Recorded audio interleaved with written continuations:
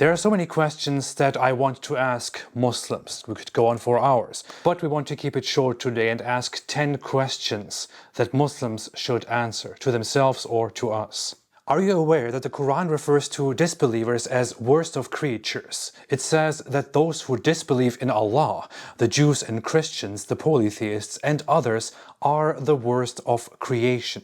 Can you believe that Allah hates His own creation so much for refusing to believe in Him? And how would you feel if different religions said the same thing about you? What would it feel like if you were referred to as the worst of creatures just because you did not believe in someone else's religion? Why doesn't it bother you that all of your apologists are liars? I mean, when they tell you things like the Quran has been perfectly preserved and the Quran has all these scientific miracles and so on, these are indisputably lies. And we catch them lying over and over and over again, and it never seems to bother their followers. So why is that? Why does the Quran contain stories that are taken from different cultures, from folk myths or from different religions? Such as, for example, Dhul Qarnayn, a character found in the Quran that corresponds to Alexander the Great and legends that people told about him. What about the people of the cave, for example? People who went into a cave and slept there for a few hundred years. The information found in the Quran about them is not even very clear, but this is a folk tale taken from Christians, things that they told to each other.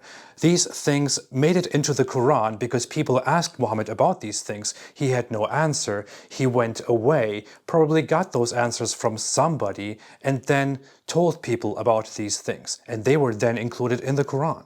Why do you listen to your apologists and scholars when they contradict your God and your prophet? Take an issue like what the Quran says about the Bible. The Quran affirms the inspiration, the preservation, and the authority of the Jewish and Christian scriptures. But your apologists and your scholars tell you that the Bible's been corrupted because they know that the Bible contradicts the Quran. And so, who do you believe here? Do you believe your God and your prophet, or do you believe your scholars and apologists? And every single time you go with mere human beings who are contradicting your God. Do you know who Yahweh is? Who is Yahweh? Is Yahweh Allah? Is Allah Yahweh? Do you have any idea about this name? Is it not strange that the Abrahamic God, the biblical God, is known as Yahweh because that is His name according to the tradition, according to the text, according to the beliefs. But yet Islam is completely unfamiliar with this name. You are completely lost when it comes to this name. And you should be aware of this name because the Quran itself contains figures like John or Jesus or Elijah whose names praise Yahweh. And according to the Quran itself, Allah gave some of those names. So Yahweh was very important. But you don't know who Yahweh is and what Yahweh is. What is all that about? Why does your religion claim to respect Jesus when it actually insults Jesus? I mean, you think, oh, well, we're calling him a prophet, so we're respecting him. But if you look at what you actually claim about Jesus, he turns out to be the most epic failure in the history of the prophets. I mean, he came, he won all these followers who converted to Islam, and then everything fell apart because he did such a horrible job. Everything is corrupted. He couldn't win a single lasting convert. And that's what you really teach about Jesus. And so you claim to be respecting him, and yet as soon as we dig beneath the surface, we find all kinds of blasphemy. What about the Kaaba? In Islam, the Kaaba is extremely important. It is seen as the first house built for mankind in the name of Allah. According to the Islamic narrative, it was an extremely important house. Allah values it so much. It was built for humanity, for the people, to come there and to circle this cube. But yet, when we look at the actual history, we have no historical records, nothing about the Kaaba. Abrahamic religion, biblical religion, and tradition is entirely disconnected from the Kaaba. The very prophets and books that Islam refers to from the past are entirely disconnected from the Kaaba, and all we have is that the Kaaba is a pagan temple adopted by the Muslims. What do you mean when you say that Muhammad was the greatest man who ever lived, or at least among the greatest men who ever lived? This is a guy who had sex with a prepubescent 9-year-old girl.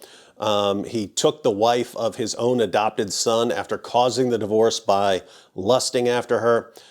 He bought, owned, sold, and traded black African slaves. He tortured a man for money. He allowed his followers to beat their wives into submission and to rape their female captives and to hire prostitutes. You could make a list of the worst things a human being can do, and Muhammad did a lot of things on the list. So these are normally things we would mean that a good person doesn't do. So what in the world do you mean when you call Muhammad great? Why do you trust Muhammad? Why do you think he is a reliable prophet? Why do you consider him a final messenger? Islam tells you that he is the final messenger. He is perfectly guided by Allah, the most perfect human to ever walk the face of the earth.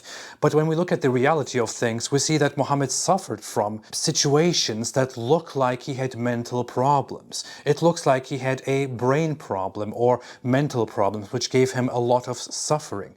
Revelations that he received, which are Quran verses, gave him a lot of suffering, a lot of pain. Why is that how Allah reveals his scripture to Muhammad? Why do you get mad at us for telling you the truth? Your scholars and apologists spend your entire life lying to you, making things up about Islam to make you believe in it, making things up about other ideologies to keep you from believing in them, and they're constantly lying to you. And then we come along and we say, no, that's a lie.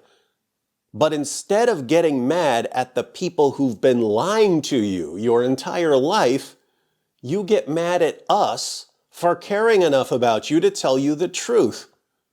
Why is that? As said, there are so many more questions and we could go on forever, but these are 10 questions that we want to ask Muslims. And I think Muslims should ask these questions to themselves before they try to answer us. Have a fantastic day and stay away from Islam. That's how we roll.